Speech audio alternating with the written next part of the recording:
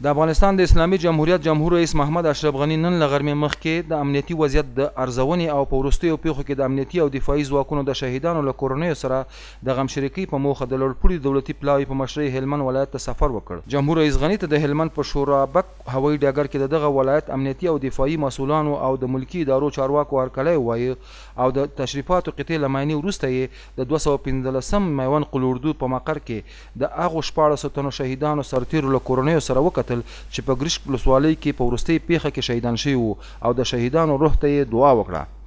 لومړی د شهیدانو د کورنیو په استازیتوب محمد ناصر په خپلو خبرو کې د امنیتي او دفاعي ځواکونو د شهیدانو کورنیو ته د جمهور رئیس له ځانګړې پاملرنې او ډاډګرنې مننه وکړه او زیاته یې کړه: زما 3 ورونه د وطن او خلکو څخه د دفاع په لار کې شهیدان شوي دي او 4 نور ورونه مې ټول وطن څخه د دفاع په لار کې هر راز قرباني ته چمتو دي.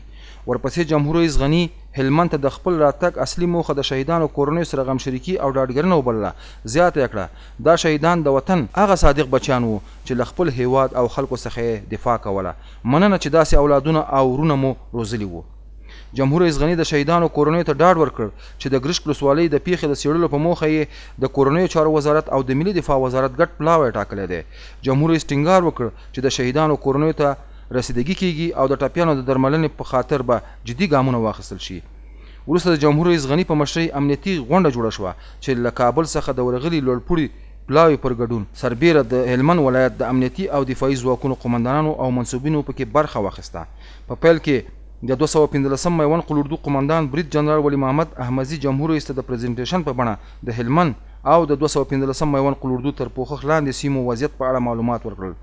برید جنرال ولی محمد احمدي وویل سره له دې چې سږ کال دښمن په خپل ټول توان په هلمند فشار راوړ خو زموږ امنیتي او دفاعي ځواکونو دښمن ته غاښ ماتونکی ځواب ورکړ او د هغوی شوم پلانونه یې شنډ کړل. ورپسې د افغانستان د اسلامي جمهوریت جمهور رئیس محمد اشرف غنی د ناوې نهر سراج مارجې او نادلي ولسوالیو کې پوځي عملیات او د امنیتي او دفاعي ځواکونو زړورتیا او سرښندنې وستایلې او زیاته یې کړه. دا بریالیتوب په هلمند ولایت کې د امنیتي او دفاعي ارګانونو ترمنځ د ښې همغږۍ نتیجه وه. هغه دا چې 215 میوند قلوردو د منظم پلان په اساس کار وکړ ځکه کامیاب شو. جمهور رئیس څرګنده کړه چې حکومت د امنیتي او دفاعي ځواکونو سمبالښت او تجهیز ته لا زیاته توجه کوي او ژر به د هیواد د هوایي ځواکونو د پیاوړتیا په موخه 680 میلیون ډالر ولګول شي او ژمنه یې وکړه چې ستاسو په ټولو وړاندیزونو به غور او په اړه به عملي اقدامات وشي.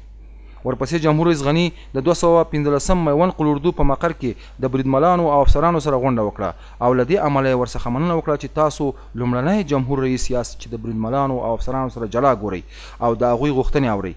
هغوی ډاډ ورکړ چې له وطن او خلکو څخه به کلکه دفاع کوي او په دې لار کې به خپلې سرښندنې ونه سپموي.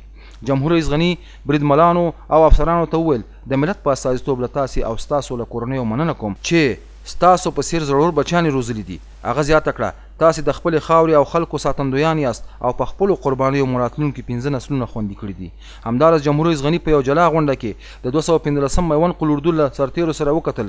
په دغه غونډه کې د هلمند والي حیات الله حیات په خپلو خبرو کې د امنیتي او دفاعي ځواکونو د زړورتیا د ستایلو ترڅنګ جمهور رئیس ته په هلمند ولایت کې د ملکي او نظامي ارګانونو ترمنځ د همغږۍ ډاډ ورکړ او د دښمن بېرحمانه تکتیکونو ته په اشارې وویل: ګران ولسمشره، زه د ملکي او نظامي ادارې د مسؤل په صفت ډاډ درکوم هغه همغږي چې دلته موږ د امنیتي ارګانونو ترمنځ لرو. فکر کوم چې بیلګه به یې په نورو ولایاتو کې نه وي. د دې ترڅنګ لازم ګڼم چې د قاطع ملاتړ یا د آرس د همکارانو نه د زړه له کومې مننه وکړم چې هغو هم په هلمند کې د دغې همغږۍ او د نظامي شورا کلک غړي دي او موږ سره شپه او ورځ په هغه هلو ځلو کې چې د ولس دپاره موږ پیاخته یو په هغې کې راسره همکار دي. د هلمند ولسونه د خپلو امنیتي قوتونو او د خپل حکومت او دولت سره دي. درون ولسمشر موږ تېره دوشنبې په هلمند کې یوه لویه ولسي غونډه لرله او په دې ولسي غونډه کې تقریبا د 1000 شاوخوا یوازې میرمنو ګډون کړی و. تاسو ته به معلومه وي چې هلمند هم یو لرې پروت ولایت او دلته د موږ خویندې او لوڼې او مورګانې په اسانۍ له کوره نه وځي. ولې د دو وتل په دغه زرګونې غونډه کې ګډون دا موږ ته جوته کوي چې دو څومره د امنیت ثبات سولې او سوکالۍ تږي دي او څومره دو د اوسني نظام او د خپل امنیتي قوتونو نه ملاتړ کوي. کله چې عملیات وشي متاسفانه دښمن د دوه غیر انساني تکتیکونو نه چې کار په جنګ کې اخلي. یو دا چې د خلکو کورونو نه د موږ امنیتي ارګانونو باندې ډزې کوي، یعنی کورونه سنګر ګرځي. حتی تر دې چې د RS قوماندان جنرال ټرنر دلته ناست ده، په اکثره وختو کې دو حتی ملکي کسان ځان سره ساتي تر څو دو موږ په نښه نه ږدو. بل هغه غیر انساني، غیر اخلاقي، غیر اسلامي او غیر حقوقي بشري عمل چې دښمن کوي هغه په سلهاو ماینونه دي. په هلمند کې موږ په دې لګیا یو چې ولس دې ته راپورته کړو تر څو په مخالفینو غږ وکړي او د ماینونو د بندیز اعلان وکړي. متاسفانه روزانه د 5 نه تر 10 تنه په هلمند کې ملکي کسان په ماینونو باندې الوزي. همدارنګه غونډې ته د 215 میوان قلوردو قوماندان برید جنرال ولی محمد احمدزي په خپلو خبرو کې جمهور ته ډاډ ورکړ چې ځواکونه د دښمن پر وړاندې په لوړ مورال جنګيږي او امنیتي او دفاعي ځواکونو ته یې د هغه له پاملرنې څخه په مننې ویل. 215 میوان قلوردو د سرتیر نه نیولې پیادر جنراله پورې دا د دښمن په مقابل کې جنګیږي. دا نه چې صرف د اتاق نه کومنده کوي، دوی آماده دي هره لحظه زما په شمول چې د دښمن په مقابل کې په هره سیمه کې د هلمند وجنګیږي او دوی نیست و نابود کو د منطقې نه یې وشړو. جناب رئیس صاحب جمهور بې له کوم تملقه ټول افغان امنیتي ځواکونه په دې باندې فخر کوو چې همیشه خپل زخمیان په شفاخانو کې وینو او تاسې د دونه مصروفیتو باوجوده تاسې زموږ هر سرتیری هلته ویني او په غېږ کې نیسئ او د هغه په وینو ډک جامې تاسې ښکلوئ. دا زموږ د ټولو افغان امنیتي سرتیرو لپاره یو ډېر د فخر ځای بولم. ورپسې جمهور رئیس غني سرتیرو ته په خطاب کې ویل ستاسو سرښندنو د جنګ تاریخ بدل کړ او هغوی ته یې د دغه بریالیتوب مبارکي ورکړه، زیاته یې کړه. نن هلمند د افغانستان امنیتي و دفاعي ځواکونو ګټلې او بې له دې نه چې تا ته لاس ورکړي او ننوات وکړي، مننه. این تنها یک دستاورد موقتی نیست، این چیز است که قانون اساسی افغانستان هدایت میکنه. قوای امنیتی و دفاعی افغانستان باید انحصار مشروع قوه را به دست بگیره و تمام مسئولیت و صلاحیت باید به عهده شما باشه. دا د ولس غوښتنه ده او جناب والي صاحب د ولس له ملاتړ نه او تاسې د ستر رول نه په دې چې ولس هم قانع کړی چې اردو د دوی ده، پولیس د دوی ده، امنیت ملي د دوی ده، تاسو نه مننه. جمهور رئیس ویل سږکال د غوث ملاتړ ماموریت په همکاري او د امنیتي ارګانونو ترمنځ د سمې همغږۍ له امله له دفاعي حالت څخه تعرضي حالت ته تللي یو او د ناوې جګړې ګټل د دغه حالت ښه بېلګه ده. جمهور رئیس غني د امنیتي او دفاعي ځواکونو د معاشاتو او امتیازاتو په ورکړه کې ځنډ د نه منلو وړ وباله او زیاته یې کړه. طریق پرداخت ماشا و تعلل در ماشا مورد قبول من نیست.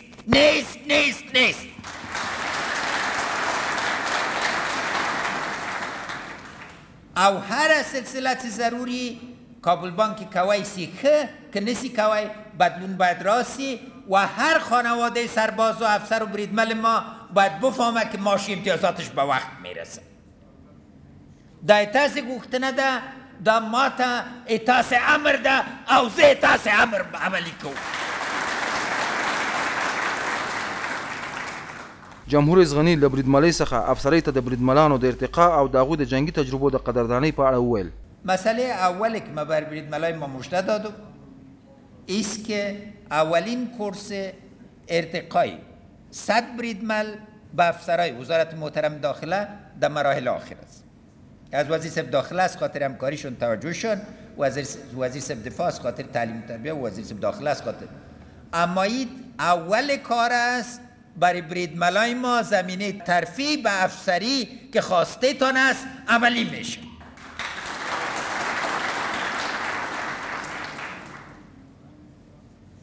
تجربه جنگی تان باید به اساس قانون ذاتی جزء تجربه درسی تان حساب شد.